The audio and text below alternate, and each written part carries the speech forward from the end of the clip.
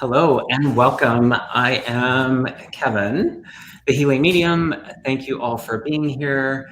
I'm so excited. I'm super excited because I have, it's a friend first, someone that I have admired. I have been in their classes, lots of conversation, different experiences. I look up to her. And she is the wonderful, I'm going to call you Reverend Nicole Powell. Hi, Kevin. Thank you for having me here today. I am so blessed to be working with you in this capacity because I see you as like my equal, my person, the one that just dials in everything I feel, you feel, and we always seem to be on the same page, but pretty much everything in life. So true. Well, I was reading when you sent me the information and the bio and those things, and you made a lovely post on your social media. I was like, we do have a lot of things that are in common.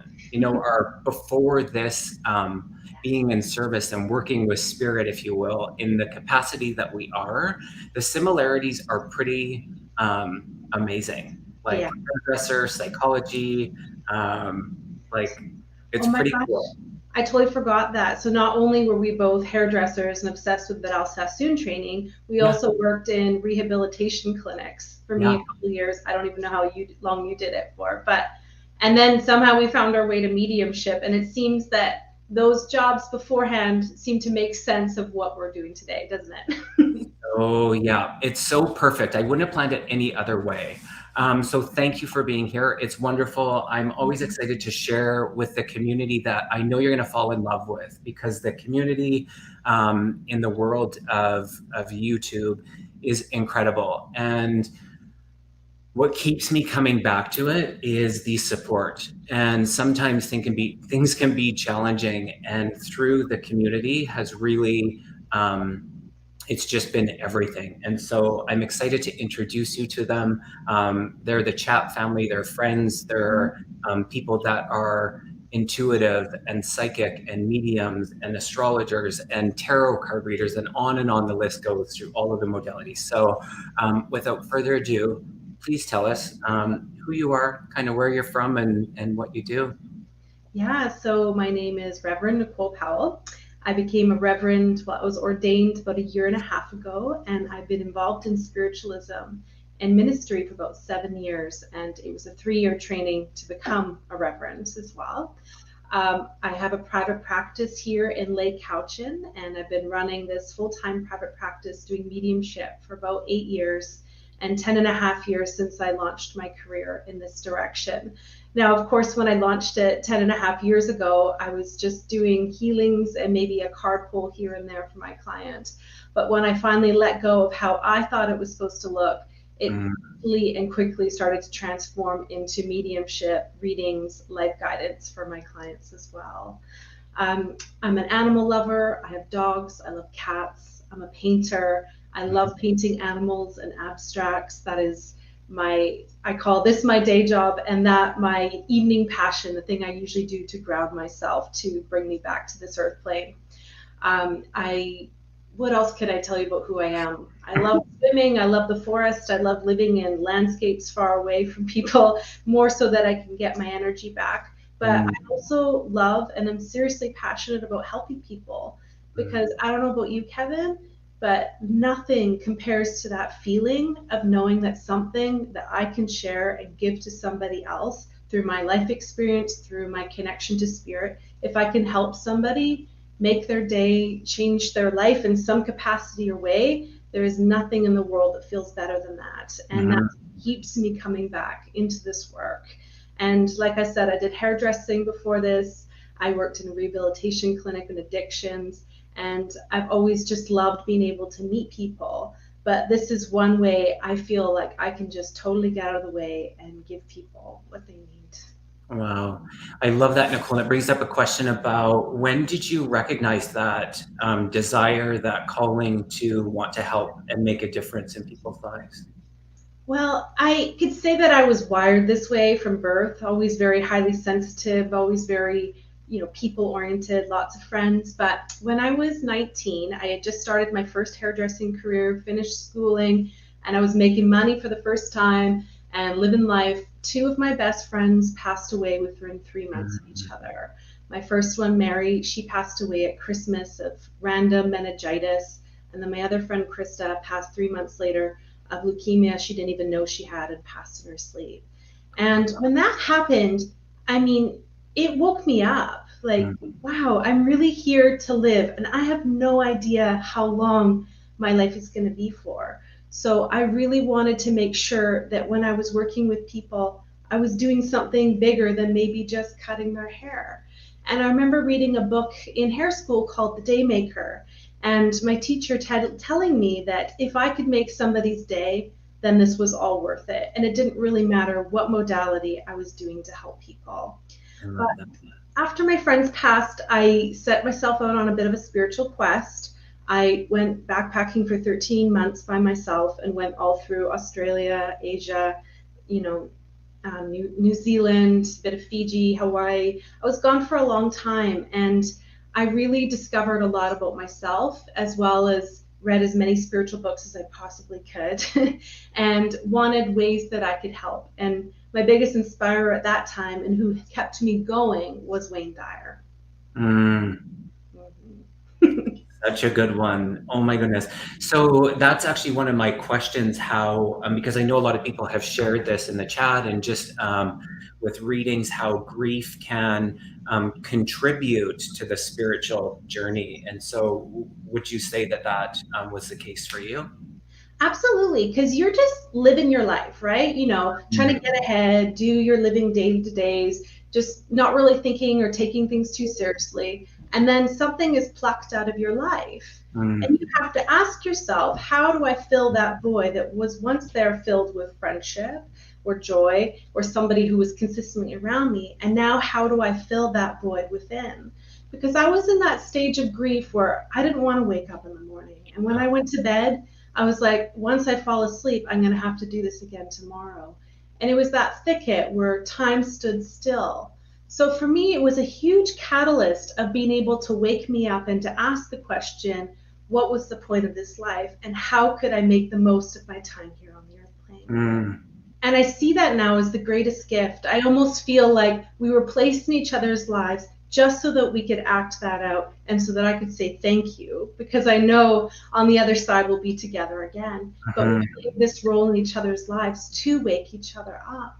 And for that, I'm incredibly grateful. Now, was that enough to turn me into a medium? I'd say no. There was other things that maybe we can get to soon about what happened to allow that. But that was definitely the wake-up call. And for anybody that is experiencing traumatic grief at this moment or experiencing the loss of a loved one, know that this is an opportunity for you to either open your heart a little bit more, or you can close it up and harden.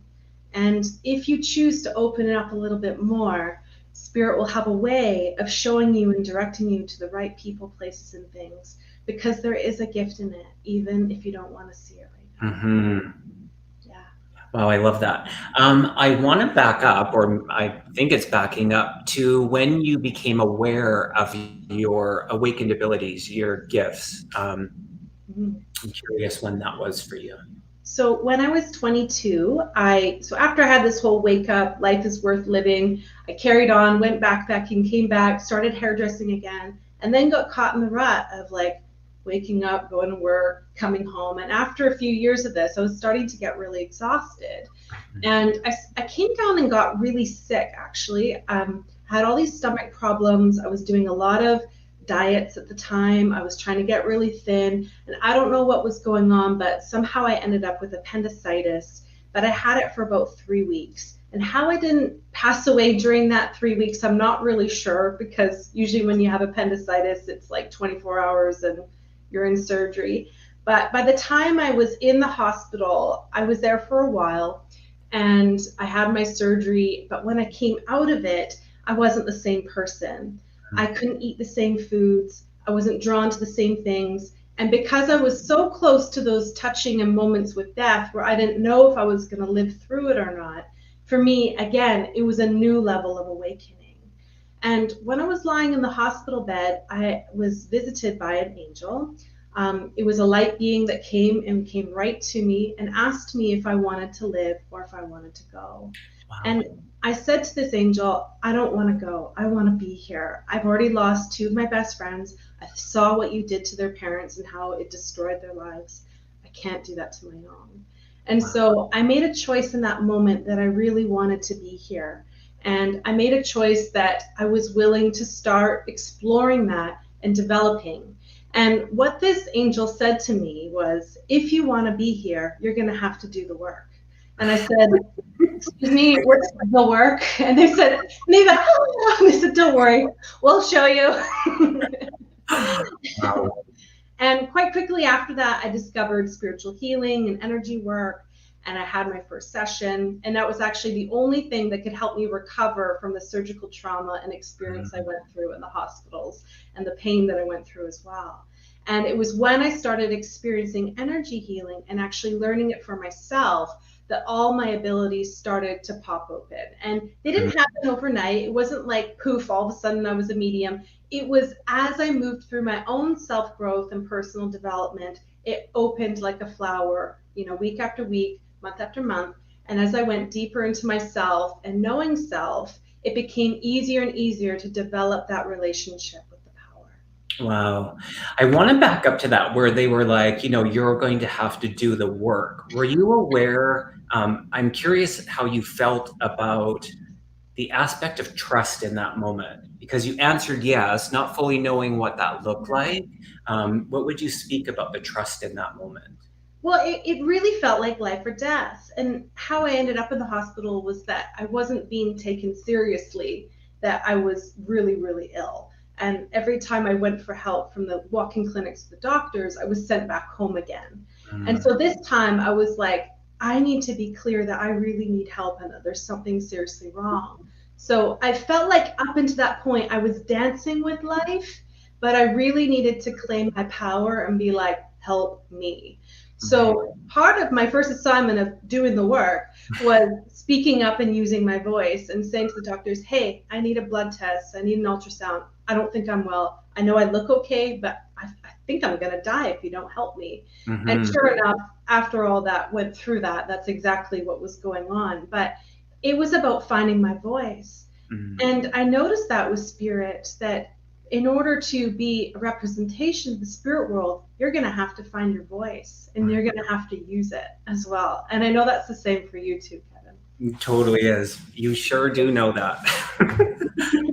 Kind of watch me find my voice, I would dare to say. In that, I want to go back even further to childhood and what that looked like in your recognition or not of spirit, guides, how the adults around you were with that. Take us to that if you would, please. Yeah, I mean, I grew up in picture perfect family life, lived on the end of a cul-de-sac, two parents, all my grandparents around us, lots of best friends, playing out to the streets till it was dark and then coming in at night. So I had a pretty picture perfect childhood, but I always remember being connected to spirit and always wanting to connect with something greater. I can think of the age of being like 6 or 7 and wanting to call in the directions and put on seances in the backyard with some of my childhood friends. I remember watching some movies and we got inspired and we thought, hey, why don't we do that too?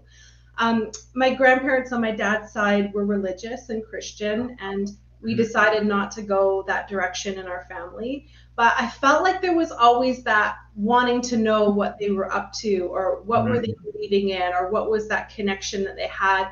And that was something that I always yearned for, or was asking questions about and trying to understand, because I always wanted to know what that was. And actually at the age of, I want to say 9 or 10, I'm not quite sure, my neighbor, who was my childhood friend, commits suicide at a really young age, at 13 years old. And up until that point of 9 or 10, I had never knew that you could die. Like, I'd never experienced death before. I didn't know what that was. I didn't know you could take your own life, where he was going. And so I definitely think that piqued my curiosity and wanting to be able to bridge that gap of where is he, or where did he go? as well. Yeah. Wow. So I'd say it was always there. Right.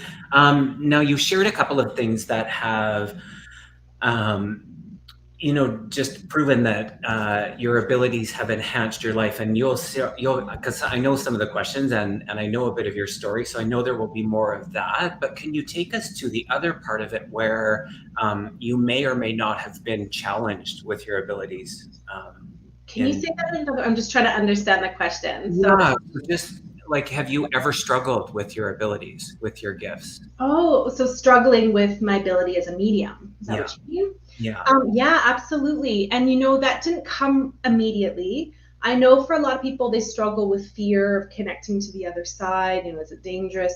That didn't happen for me. I was very open to be able to connect with the spirit world and developed a relationship, I feel like slowly and healthily. But what happened when I started becoming a full blown medium, so I want to say within the first 3-4 years of my career, is I overdid it. I Ugh. wanted to be connected all the Mhm. time. And the more I developed the power, the more sensitive I became, the Mm. more up here I was, and health problems started to happen again. Migraines through the roof. There was one year, I believe I had a migraine pretty much every day for about 5 or 6 months.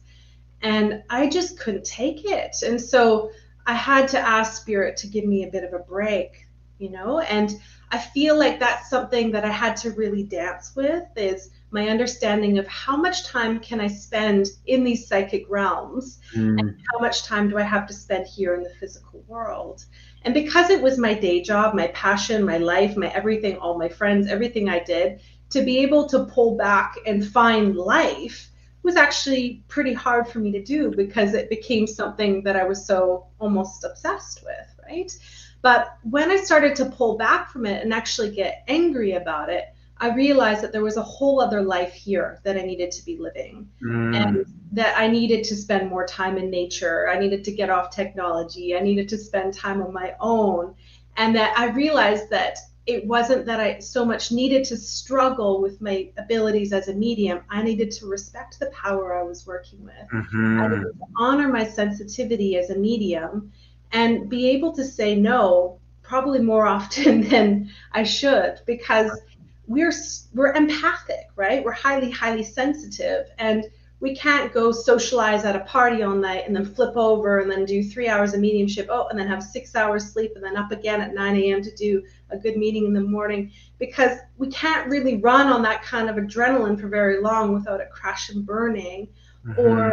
And if you use substance uses or mood altering substances, that's going to just take you right out of mediumship right away. And maybe that's just the way it is for me, and it's different for each person.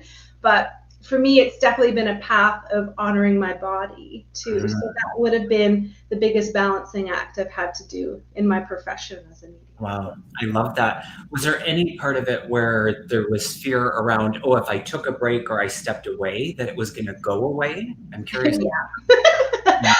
The first year that I did this full blown, I remember messaging my friend being like, at any minute, this could just disappear. And that was like a really real fear for me. And Yeah. so I would work like 6-7 days a week, because I was so afraid that if I wasn't using it, I'd lose it. You know that saying, you got to use it? Yeah. And I Yeah. kept thinking it was like a marathon that I had to keep going and going and going. But that's not Mm. true. And I feel Mhm. that because spirit is collaborative with me and we are co-creators, at any time they just had to say, you just say take a break and we'll back off, and anytime you want to lean, we'll lean in. But there does need to be consistency of connecting, as well as sitting in the power of meditation and honoring yourself. That's what I feel is most important, opposed to feeling like I always have to be connecting. And Mm. actually, recently, I spent 5 days in silence, and I went to California and did this. And I actually have never been more connected to spirit my entire life. So I received the opposite, that when I let go and unplugged, I actually got plugged back into source. And it wasn't the other way around, of constantly feeling like I had to grasp to spirit. I love that. That wasn't one of the questions on the page here, and Okay. I love how spirit works with us and through us. I just love it. One of the things I want to point out to you, if I could, is I've always admired this in you, that you've been in the demonstration of what your process is, because I've seen you work, I've seen you do the workshops, I've seen you, doing platform mediumship events, and in that I always admired. I was like, you just came across so clear on what your process was. So with the layer of like ethic and integrity, I feel I owe people my best job. Like, if you're gonna book a reading with me, I'm gonna give you 120%. But if I'm gonna be with a headache and meeting you at 8 p.m. after I worked a whole day, I'm gonna do a really poor quality service. Yeah. So I'd expect only the best from somebody. So I always feel like that's what I want to give to others too. Yeah. And that is your truth. And I love that. And I know that about you, because I know kind of how you work and when you work and what that looks like. And we're very similar in that. I'm like, if I'm not, 100%, I ain't going to show up. So, yeah, I feel very similar in that way, Kevin. And I know some people may be able to call it like a stickler or a little bit anal, but I see it as that's just us really wanting to do our best. And I admire that about you too, because something I always see about you is everything is the best quality, and you always bring that quality into all aspects of what you do, even if that means just scenting the room or the decor, everything. You look at every aspect of it. Speaking of decor, we were talking about painting earlier, and I didn't want to get too distracted, but this is, and I think lots of the chat family have seen this painting. I used to showcase it when I worked in a different room, but this is the work of the lovely Nicole. And this was for me. I'm just going to be so bold. It was for me. And I remember one time sharing with you, after having it for a really long time, and I don't even remember exactly what occurred, but it was something, and I had looked up and I had seen the hummingbird in it for the first time. There's a hummingbird, and it had to do with a reading. And so I'm not telling the story exactly, but to the point that I discover new things in it that I don't actually think were there originally. I feel like it keeps changing. Oh, and when I made that painting, it was during a thunder and lightning storm. I didn't know this. Yeah. So when I first started painting in 2016, I didn't know what I was doing. I just drew a bunch of paint, I got colors, and I would just swirl them around and hope for the best. And that was one of the ones that Kevin has. And it was thunder and lightning. And I was just pouring on all the rainbow colors. And then the black came in later. And I remember the outsiders going, and I'm like, so in this painting. And then afterwards, I remember looking at it being like, that's the ugliest thing I've ever seen. And I just took it and threw it in the back of my closet, left it there for 3 months. And then randomly I felt, maybe I should take it out. Maybe somebody else will like it. Hung it on the wall. Kevin came to my house for a seance, I believe. And he's like, I love that painting. And I'm like, thank God, because it is not mine and I can't get it out of this house fast enough. But when you put it in your house, it changed. All of a sudden I started to see the beauty in it and maybe what it is that you see.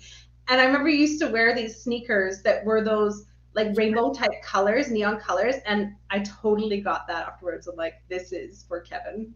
Oh my gosh, they're almost like if we'd have seen that. Oh, they are. Yeah, this was painted for me. I just know it. Yeah. Attached to it. Absolutely. So teaching, you do it so beautifully and naturally. And so I want you to share with us the teaching that you do and how you kind of came about to do that within the mediumship.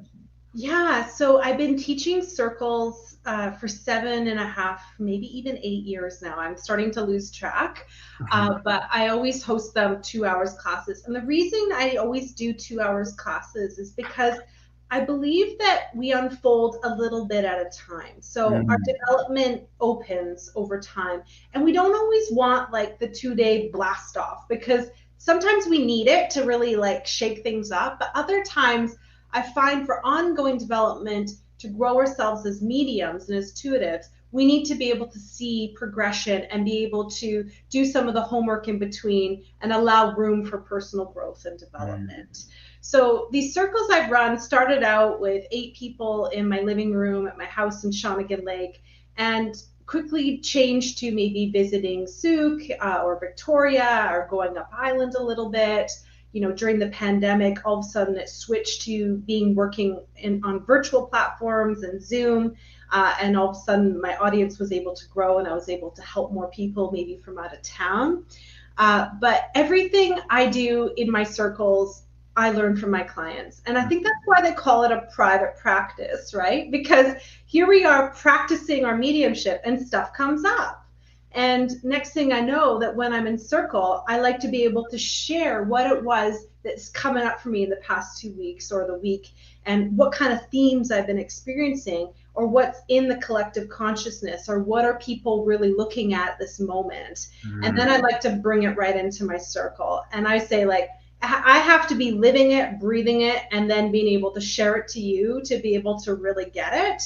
And I love being able to blend with my students and get into their minds, because they inspire me so much. And I love just the questions people bring or the experiences they have, because there's nothing that they're going through that I don't feel like I've already gone through or experienced as a medium in all angles, because we all seem to have similar collective beliefs and processes, even if it appears differently once they start to really develop their power. Mm-hmm. Yeah, and I just want to add that those circles that you do and you offer them virtually, it's more than just the mediumship. It's the intuition and the psychic and the mediumship and spiritual connection, and just really being in that celebration. And so can you actually share because we have so many people here, and I'm just so grateful that there's so many people that are joining us tonight.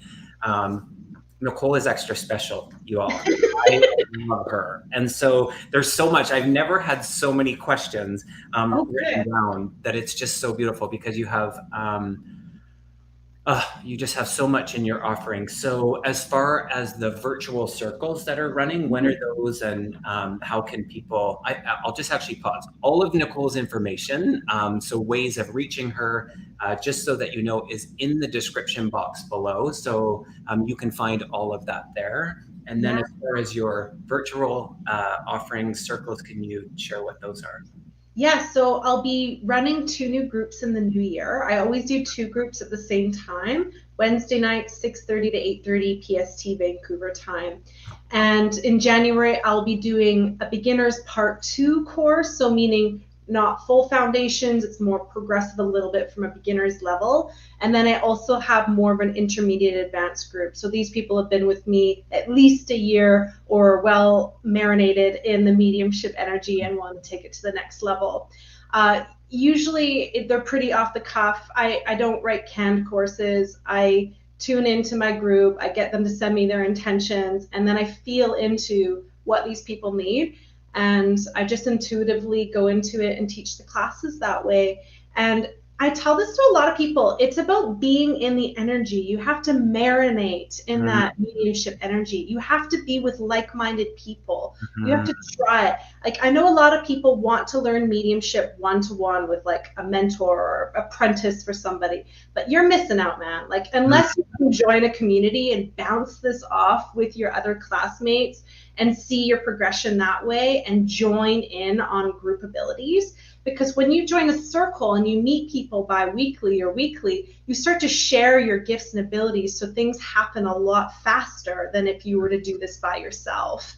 As well as it keeps you in check too, because your students and other classmates will mirror back to you maybe your fears or anxieties or your strengths as well. And something I always strive for is I want harmony in my groups. I want people to be open, and you have to be kind to each other, because if you aren't, you don't have a place in my circle. No. Nicole, I love that. I love that that detail, and that resonates really deeply with me in the importance of community. And I've never thought of it in the way that it would accelerate things, but how could it not? So I love that you bring that to mention. Another thing that I meant to ask you earlier was your ability and your display through my observation of witnessing this, and just in the conversations, the intimate relationship you have with your guides. What would you say to those people that are looking to maybe broaden or deepen their relationship with their guides, their spirit team, etc.? Honestly, I'm going to say don't get too attached. Oh. So people get well, I'm speaking from my experience here, but we can get attached to our guides of how they look, their name, and their healing modalities and what they're here to do. And this is Fred, and he works with me in healing, and blah, blah, blah. I like to just leave it loose. We are, constantly expanding, working with this infinite power. And every time we step into a new talent or a new way of working, we bring that collective energy with us. And so I feel we have infinite potential and infinite guides too. And yes, of course, we have ones that are with us for life, but just like how we die 1,000 deaths in our life, give them that opportunity to change and grow with you as well. Because who I saw my guides with as me 7, 8 years ago, I feel like we've grown up a lot. I feel like they've changed, I've changed. They're maybe like how they help me is a little bit different too. So I always just say, like, don't get too attached of what you think that they have to look like and sound like, but more be playful with them. And I always say to my guides, like, we got to bring humor and joy into everything we do. Like, don't get me too serious about the spiritual growth and development. We have to play because, it's enlightenment. So we got to lighten up, right? So that would be my biggest thing. And if people want to develop a relationship with guides, sit, close your eyes, shut up, say, hey, spirit, come a little bit closer. Let me feel you and let me get this intimate connection with you. Because your ultimate goal as a medium is to develop your power so strong that you trust them more than you trust the person sitting in front of you. And then when that relationship is solid, then you can walk through this world comfortable knowing that you are connected to this source, and you're not going to be psychically pulled to maybe every situation, negative experience that you go through in life, because you're connected to something greater. And that belief that they have in you is always good news, and always like, they're like your biggest cheerleaders. Right. Yeah. I love your realness in that answer. Thank you. And thank you to the moderators who are putting all of our information. Nicole, they're putting all your info, how to contact you, your website, all the stuff. So they're just this community, I tell you. They're so lovely. Oh, lovely. And I'm on a new computer, so I can't see all the information that's rolling, but I can't wait to sit afterwards and read some of the comments and see what people say, because I love making friends and I love meeting people. And the more the merrier, really. I mean, we're all soul family here. And I find when we can express ourselves fully and truly, we have the opportunity to meet more like-minded people in a similar vibration. Yeah, I love it. And that leads me to the next part about being ordained as a minister, a reverend, and that. So I would love for you to share the spiritualist church that you are a part of, and how did that, wow. Okay, how far back do we want to go here? I'm going to give you just a little bullet points. So when I was 14, on Easter Sunday, I went to church with my friend. First time I'd ever really been to church, I think. I can't quite remember any experiences before that. But I remember sitting in the audience, and the minister went on the platform and played the song. And I swear a sunbeam came through and shone on me. And I was like, oh my God, I'm going to be a minister when I grow up. And it was a knowing that I had so deep. And funny enough, it actually does run in my lineage as well, ministry, but just not spiritualism, if you know what I mean. And then about, I don't know how many years ago, actually 8 years ago today, sorry, I do know. My grandmother passed away. And I was gutted. She had a heart attack. She passed suddenly, totally shocked the family. Immediately, I felt her around me. And at that point, I was doing tarot readings. I was doing healings. I knew about mediumship, but I wouldn't have called myself a medium at that time. I was aware of the spirit world. I could connect with guides. But when she died, I knew I needed a message from her.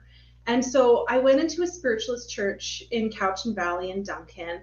And I walked in, I was like, oh my God, this place is like home. Like, these are my people, right? And I remember getting a message, and it was life-changing. The medium just went direct, said, I believe, a message for the lady in the blue and white striped shirt. I have your grandmother here. She passed of a heart attack. She had something going on with her legs. She's saying that you need to be standing up here and doing this work. just like that. Okay, all right, next message. And it was so jarring like that I was like, wow, not only I feel like I just got that invitation into being able to do this work more, but as well as it was answering that call to ministry. Because up until that point, I didn't really, I'd reflect back on that 14-year-old self being like, oh, I'm going to be a minister when I grow up. But what kind of minister was that? And it got really clear that time that I walked into a spiritualist church. And so years passed, and I remember telling my husband, Matthew, because we were already married at this time, that I felt called to spirituals ministry. And he's like, oh my God, all right, I accept your path. Sure. And then there it was in Nanaimo. Paul Bishop was the spiritualist medium that ran Two World Spiritualist Center, and he decided to retire. And after he retired, he passed suddenly, so they were ministerless. And my good friend Reverend Diane Burrow, decided to take over. And she didn't know why she took over, because she was actually sick and maybe not in her best health at the time, and kind of wondered, I wonder why I felt so called strongly to do this. Mm-hmm. But when she announced that she was going to be the minister of Two Worlds, it just so happened that day I got asked to be a guest medium as well. And when she announced it, something rolled right through me and said, you're going to be a minister too. And I remember crying up and tearing up, because it was such a strong wave of energy moving through me. And I felt that it was Paul Bishop that actually sent that message to me. Wow. And on my car ride home that day, Paul came into the car with me in spirit and kept winking at me, saying he had big plans. Mm. And he pushed me to message Diane. So I did. And I said, Paul keeps saying he's got big plans. And that's when she put out the question, Nicole, are you interested in ministry? Is this a path that you would want to take? Because if you do, I'll apprentice you. I'll take you through the process and the journey, and I'd love to be able to pass this over to you. And it felt like as if it was just handed to me, and it was like, all right, I'll do this. And it was just gifted to me. Wow. And for 3 years, I went through the process of becoming a minister and working with Diane closely in that way. And it was very, very life-changing, because it's not so much the classwork or the books you're reading or the assignments or the questions. It's allowing Spirit to transform you and actually turn me into a minister, which I still feel like I'm in the process of becoming into as well. Wow. This question just came to me. So if you could take yourself back to that moment where that light was shining on you and you had that knowing, mm-hmm. what would you then tell yourself in this present day, looking at yourself now? Enjoy the ride. Like, you can't make this up, and it will find its way back to you.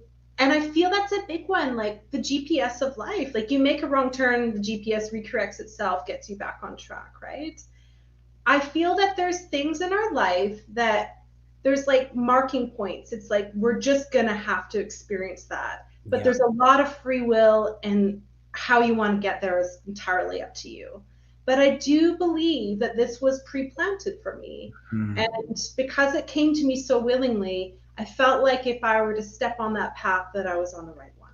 Mm-hmm. And I don't know about you, but my prayer is always like, get me on the right path. Like, I don't want to be going down the rabbit hole the wrong way. And I just want to be on a good path.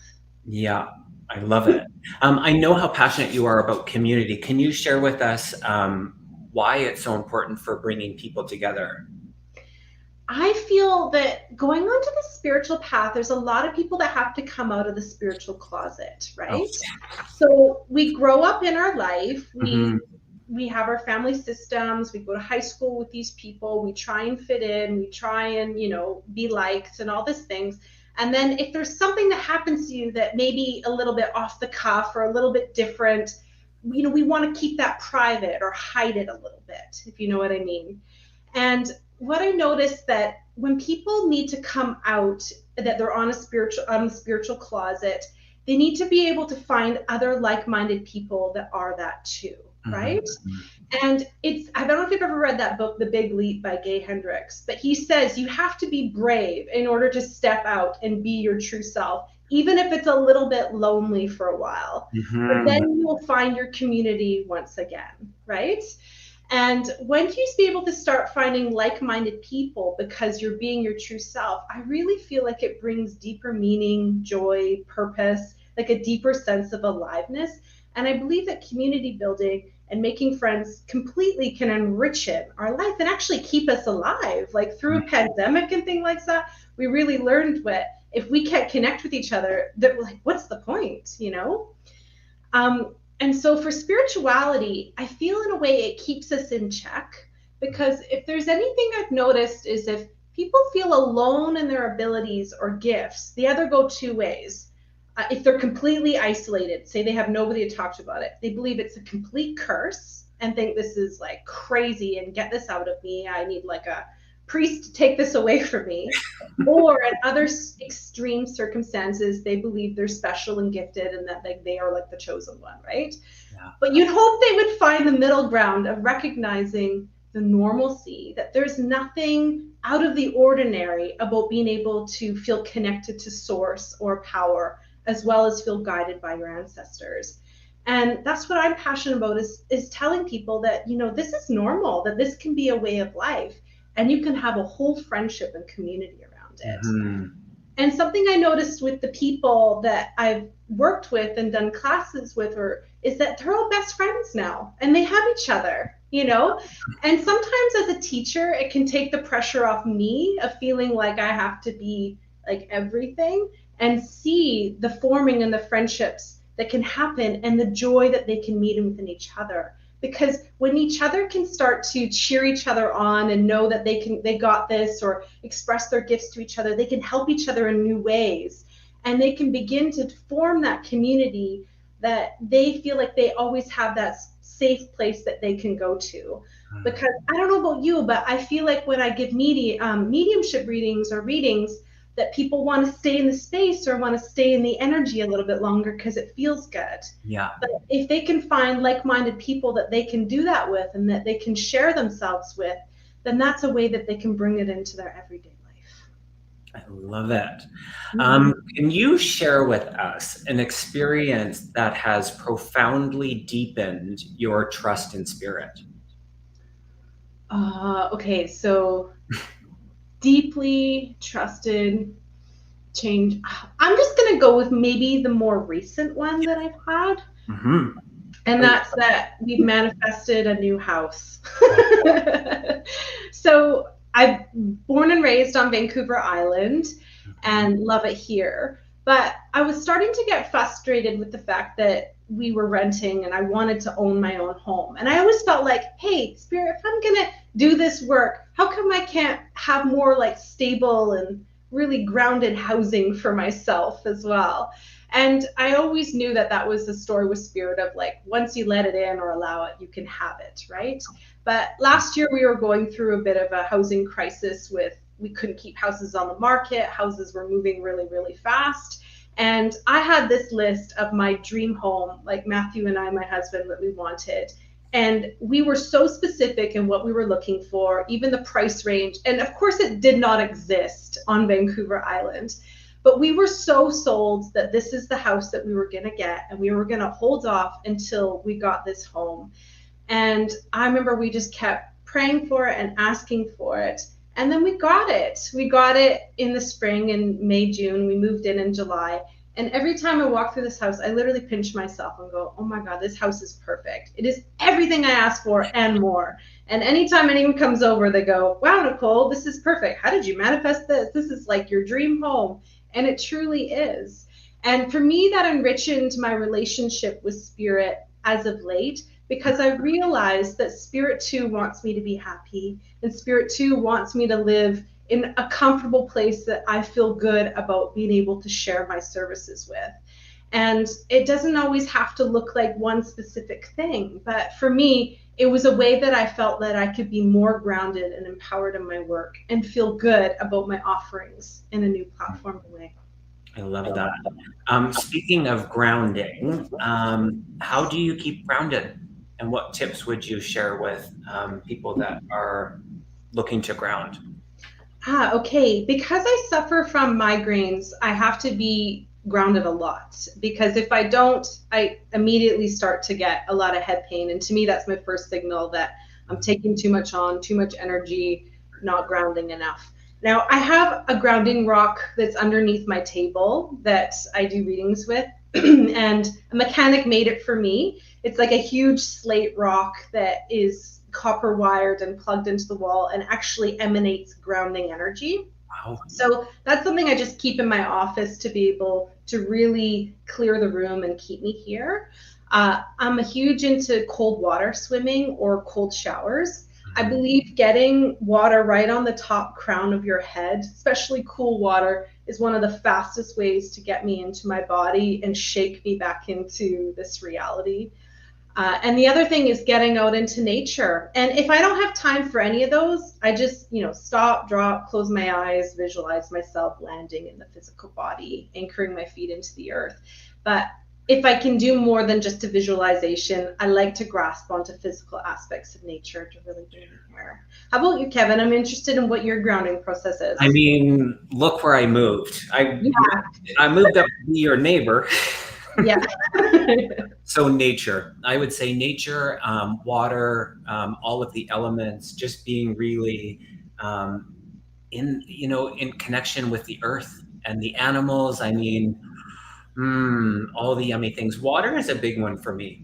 I ground most days after readings with a bath.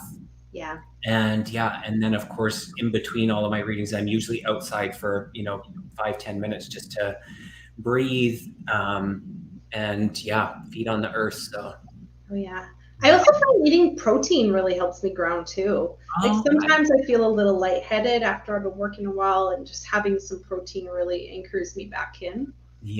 I usually eat after each reading, like a little snack or something. I do. I'm like famished. Thank you for sharing that, because I'm like, why am I eating so frequently throughout the day? And I believe every time I do a reading, it's like I got to plug back into source again, refill the tank. And sometimes it's a banana or an apple, but I need something to keep me going.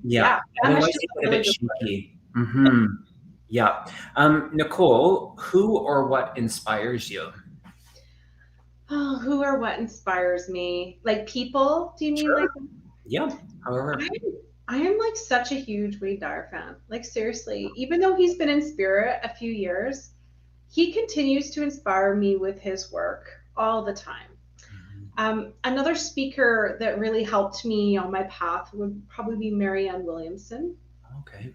And one that I've been working with lately as a spiritual teacher would be Lola Jones of Divine Openings. And she's really been inspiring me the past couple of years since I started reading her books and attending her courses and retreats. And she's really been a helpful aspect in really helping me be happy and enjoy life. Yeah. Interesting. What leaves you with a sense of hope? I believe that we get to choose our own reality. I mean, every day we get to make the choice. Do we want to watch CNN News and get trapped on Facebook and go down the rabbit hole?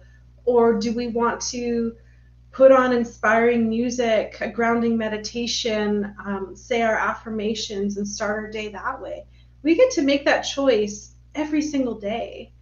And that's what gives me hope, is that I get to take that power back and decide what reality I want to live in. And my intention all the time is to bring more joy, more love, and more light into my world and to everyone I can touch or be around too. So I feel that it's so much about taking it back in the matter of my own hands of how I can bring a better life. I love that. I've never heard it answered that way. And it's true that regardless of the challenge or the upset, we do have that ability to be in choice around everything. And so that feels really, really good in that. So for those people that are looking to book readings with you one-on-one, how would they go about doing that? I recommend they go to my website, which is just nicolepowell.ca. I have a services page, which you can see the services I offer. Fill out the contact form below, and I'll get back to you and book you in. Right now it's end of February into March, And like I said, I, like you and me, we're a little bit anal. We like to give our best. So I don't flood myself with like 30 readings a week, anything like that. I usually keep it to about 9 or 10 and really give my best. Beautiful. I love that. So all of that information is in the description. I'm going to add the information about the details of the workshops. So if you feel called to reach out to Nicole in that way, that will all be in the description. I'm also going to write that book because I got a hit on that book called The Big Leap. And the author of that was Gay Hendricks. Gay Hendricks. Awesome. Mm-hmm. I'm going to add that. I feel you'd really love that one. And you know, it's one I should probably reread again, but I don't know about you, but anytime I go through any amount of growth, it can get a little scary when you start to feel like the crickets when you transform so much that you wonder, where's my whole crew at the same time, right?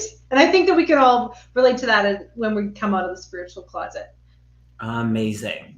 All right. So we have a little bit of time. Tonight, we're not going to do any mediumship, but we will take some personal or spiritual questions, card pulls, just keeping it really light tonight. We'd love to just, do a few. It's Nicole's first time. I mean, I'm going to invite her back. Maybe she will. Sure. Put her on the spot, but wonderful. All righty. I'm just going to, what happens here, this is Nicole's first time on this. So what happens is I star the questions and then the questions come up on the actual screen so you can see them. So if anybody who doesn't know, who hasn't asked a question before, if you could do it all in capital letters. And Nicole, and yes, I encourage you to go back and read. There's lots of comments. People are really resonating. Just really loving this conversation. So good. Yeah, I'm just going to put that up there. Yeah, it's true. And Kendi, I love that profile picture. Yeah, I love it. Very psychedelic. All right. I'm just going to start a few here. I love it when people are specific in their questions. I know, right? Good one. Yeah. Put it up there. Exactly. We are. And sometimes these, and thank you all for being here. So wonderful to see you all. This one here, we're going to start with Judy is, I think I just did it. We are, and then Patricia, that's a great one. We will end on a collective card for everybody. Yes. Wonderful. So I'm pulling cards today from the 13 Moon Oracle, as well as some traditional tarot, depending on what your question is. Beautiful. So Judy, can I have a card? Yes, let me pull a card for you. And I'm just going to pin this, Nicole, or we'll just close the questions because we will only have time for a few here. So questions are closed. Thank you so much. If that is that. All right, Judy, can I have a card? Yes, you can. Yes, and Judy, I pulled the Muse for you. So very similar to our conversation today about how we can bring more joy, happiness, and playfulness into our everyday life. Now, this card is all about opening up to your sensitivity, recognizing that you too have so much wisdom and intuition that's coming through you, and you are being asked to really honor how your abilities are growing with you and to bring joy into every aspect of it. I love that. I'm not surprised. I pulled the Crown Games, and it's the right use of power. So Spirit's taking us back to that conversation about powerfully stepping into the ability to be in choice around things. And sometimes that can look really difficult with the circumstances, but when we remind ourselves of our own power and really stepping into that, we can make we can be in choice, and that sometimes is difficult. And what Spirit's saying about that is our connection to community really can help us in that. I mean, it just goes without saying that surrounding ourselves with people that understand us and are like-minded, like all of this community, we're able to do things that sometimes we don't think we can actually do. So feels really powerful. And I don't think that was just for Judy. Spirit saying that that's for All of us. Including me, for all of us, exactly. And thank you, Kevin, for growing such a beautiful online community like this. I mean, it's just so important that people have a place that they know where to find you. It's so good, Nicole. Thank you for saying that. All right, we're going over here. Let's go to Glorious. I love that name. Thank you for sharing your gifts, Kevin and Nicole. Do my guides have a message for me? Feeling like I am struggling. Okay, I'll pull a card for you, Gloria. Liberation. Now, this is fabulous because the thing about struggling is it means that we're in our head replaying our story over and over again. And when we can learn to drop the story and feel our feelings, we can move that energy a lot faster. And that is the gift of liberation, of being able to liberate ourselves into a deeper sense of freedom. So this is about honoring your true power and honoring who you are and being able to dissolve through those layers of areas of our life that we keep ourselves stuck or feel as if that we've been launched into. So my intention for you, Gloria, is to keep asking for liberation in your life and to place your hand on your heart and really feel that and allow it to melt off some of the blockages that you're experiencing right now in your struggles. I love it. I mean, two cards came out. The first one, I mean, and I think this will echo what you were saying, is that healing away the addictions. And so addictions don't always mean something of like substance or that. Sometimes it's what Spirit's making me aware of is the repetitive thoughts that we can have. So breaking those, the next card that comes up is the release card. So just being in the energy of, hand on the heart and in that surrender of releasing some of the thoughts that we're having about ourselves, especially when they're not serving us. So I love it when Spirit kind of plays, You're dialed in, Kevin. You're just like double linking on these psychic links here.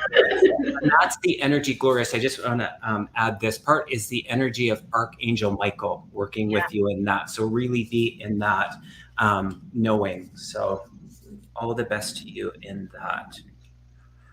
I love it, Glorious. And thank you for all the little emojis, the little butterflies, and the shamrocks, or the clover. I used to find clover when I was a kid. Like I was like the clover detective, Nicole. I would go out there and my grandma would send us all outside because she did this thing where she would press the 4-leaf clover between 2 pieces of wax paper. And in everybody's cards, like birthday, Christmas, all of that, she always included one of those in it. Well, she would send us all out there. And I have a lot of cousins and several siblings. They always struggled. And I would just go there and I would use my intuition. I would listen to where the 4-leaf clovers were. I'd always come back with the most. That's so funny. I've never found a 4-leaf clover, but on our wedding day, right before when we got married, there was a 4-leaf clover. And that was the only one I've ever seen in my entire life. So I'll talk about that for a sign, hey? Love it. So good. All righty. Allison is also asking for a card. Yes, you can. Allison L. Yes, we'll pull a card for you. Oh, the goddess of love. So you are being asked, Allison. I love how you have hearts on either side because that literally is a representation of this card, how you can allow more love into your life towards self. Because when you love yourself more and more honoring to who you truly are, that can be able to ripple and affect the rest of the world and the people all around you. So relationships can increase, can get better. You can ripen more in your juicy power and feel good about you. But also when I look at this goddess of love, I feel this is a lot about your femininity and allowing yourself to really nurture that femininity that you are. I love that. Again, I'm just listening to what I'm hearing. I pulled 2 cards. The first one is the change card, and the second one is the energy of the monkey. And so what Spirit's saying right now is that they're aware and they're in support of the changes that are happening for you. It does feel like this this surgence of the feminine. And so just in that energy, the energy of the monkey is the adaptability. So with the changes that are coming up and that you're moving through, being gentle and just really nurturing in the with the aspect of adaptability. So some things are uncomfortable at first. It's normal. And so in that, just being gentle with yourself in those changes feels really good. So, and they're also saying that to remind yourself that everything is temporary. So everything is temporary. All the good stuff, it's also temporary. And then the hard stuff, it's also temporary. So just really be in that. So there you are. Where are we? All right. I'll maybe just do a couple more here. I'm amazed at your skills that you can read at the same time as interview, at the same time as speak. You've got it down, Kevin. Nicole, it took something, and this beautiful community supported me, and they stayed subscribed, surprisingly, because it was not pretty at the beginning, and I really struggled. Because I know when you're in like mediumship brain, sometimes it's like the words on the screen are like doing double. Nicole, yes, all of that. So this is actually really been something that I've learned to improve on. So yes, and with the patients and the support, the community, they're so helpful, and they help support in ways that I'm just like, I'm in awe every time I'm in this. So we will go for Nicole, this one's popping out, and maybe you can, it has to do, I was going to ask you this question. So, Gemma, it's not surprising that you've put this around there, because what is it? And I think that this will speak to many people in that, what is it about manifestation? You know, more than just the request, what is it? You have to bring it into the physical world. So, as spiritual beings, we love to envision, we love to fantasize, we love to imagine, we love to dream, right? And we're so connected to the spiritual world. And so we can envision a life that we want or long for. But unless we can take that vision that we see here, that we visualize, and be able to bring it into our physical body and anchor it and feel it, trust it, know it, smell it, taste it, totally become it, then it's a bit of a journey to let it in, right? So for those that are manifesting and visualizing, I say take it one step deeper, really embody it, and let it become so real for you that by the time it shows up, it's like, well, of course it's here. And if you think back on times that you have manifested, it usually is something by the time you get it, it's no big deal. And so I want to go on there's two kinds of manifestations. One is you feel it, embody it, totally become it, and then you let it go. And that's when random things just pop in out of nowhere. 6 months later, 10 years later, it's like, oh, I remember when I was trying to manifest this. And then there's things that you truly long for.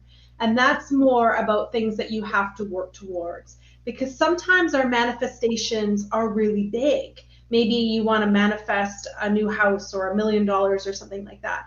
And it's too big to just let that plop into your life. So Spirit will actually start to guide you and move you in the direction to expand your energy to make that more possible. But in order to move towards those manifestations, you need to do your 10% to be able to step into it as well. And I'm not talking about like doing too much or trying to control it or exhausting yourself trying to make it happen. I'm talking about the little intuitive clues where Spirit's like, hey, you should go to that event tomorrow night. You never know who you're going to meet. Or maybe you should go to the coffee house this afternoon, or you should pick up that call or do that interview. Because those are the little things with manifestation of how we follow the clues to be able to get to the big picture. I love it. I mean, wait till I show you this card. You were like, your hand was out and you were like, you can taste it and feel it and smell it. Yes. Oh, It's the my Nicole card. Look at the juicy part. You know what's so funny? Right outside of my healing room, I have a peach tree. Stop it. And you know how I read this? Fulfillment. And it says fulfillment, but it's like Feel in it. that feeling part of it is sometimes the missing link within manifestation. So I feel like that was a message for everyone. I Yeah. feel like that's a great place to actually end. I do want to make a couple announcements. So first of all, I am having Jason and I, who you all know, or maybe some of you don't, but we are having the success of the first past life regression workshop was so wonderful. We're running that one again. All of the information and the link for the registration is in the description box below. It is happening. We were listening to you. We're going to have this one on Thursday, October 27th. 5 o'clock till 7 o'clock. That's Pacific Daylight Time. So just to accommodate the evening, that's when we'll be running those ones, or that one. So as I said, the sign up registration link is in the box below. And I have an announcement for the 5,000 subscriber contest. And this is for a 30-minute reading with me that will happen this year. I will reach out to you via email. But as I was sitting with it, it was just so perfect that I heard choose 2 people. So I just randomly through the emails chose a number. The number came to me. I corresponded that with the order of what the email was and how that came in. So the first winner is Danielle Villalobos, and I'm probably saying that wrong, but Danielle Villalobos. You are a winner of a 30-minute reading with myself. And then the second person, and this feels just so beautiful as well, and I understood why Spirit had said choose 2 people. So the second person is Lynette Rosado. And Lynette so graciously put this request after I read the email again because I was looking for the information. It was on behalf of a friend of hers. And so just being in that, I just feel like I love the way that Spirit will work. So once again, I will reach out to the both of you to set up your readings. So I'm so excited to connect with you both. Good for you, ladies. I know. Nicole, thank you so much. This is wonderful. It's honestly been a pleasure. You're just so lovely. I love you. I adore you. The comments, people are just really resonating with you. Just the authenticity and your ability to be in conversation is so inspiring. So thank you. And any last words I'd love for you too. Yeah, and I want to thank you, Kevin, for having me as a guest today and just being able to roll off with you. Just anything that was off needing to come off our tongues or needed to be said. I just love it when people make room for these type of platforms. I mean, there's only so much we can do as mediums, and so finding that way that you can serve your community that feels great for you. I just love how you've created this. You're always service first, and that just means the world to me. I'm so blessed to know you as my friend. Bless you. All right, everyone. We will see you again. Thank you all for being here. Thank you. Bye for now. Bye. Nicole, stick around. Don't leave. Oh, okay, same.